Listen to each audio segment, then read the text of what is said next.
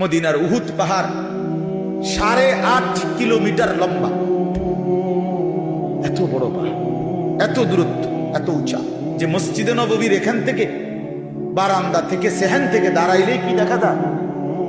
উহুদ পাহাড় দেখা যায় প্রায় 4 কিলো 4.5 কিলো দূরে, কিন্তু এখান থেকে স্পষ্ট পাহাড় দেখা যায়, এতটা উঁচা। তাহলে এত উঁচু এত লম্বা পাহাড় স্বর্ণ বানিয়ে দিলে আল্লাহ নবী সাল্লাল্লাহু আলাইহি ওয়াসাল্লাম বলেন সে আরো একটা চাই। এরপরে নবী বলেন, শোনো বনি আদম, হায়।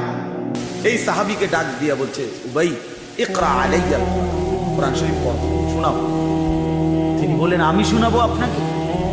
আমরাই তো শুনি আপনার সামনে আমি কোরআন পড়বো, এই সাহস তো আমার নাই। আল্লাহ নবী সাল্লাল্লাহু আলাইহি ওয়াসাল্লাম বললেন, আল্লাহ তাআলা তোমার নাম বলে আমাকে আদেশ করেছেন তোমার কোরআন পড়ার জন্য। উনি 3 বার জিজ্ঞাসা এই কথাইটা। এরপরে আসাম্মানি আল্লাহ, ইয়া রাসূলুল্লাহ, আল্লাহ আমার নাম নিছে? বলে তোমার নাম? আমার নাম? হ্যাঁ তোমার নাম। আমার নাম?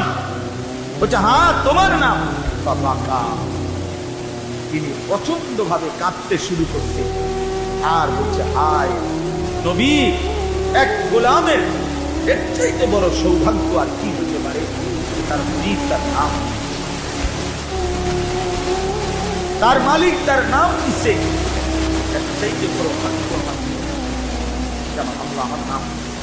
যাই হোক, আমার বলার উদ্দেশ্য হল এই সাহাবী উবাই ইবনে কাব বলেন, এই যে হাদিস এটা নবী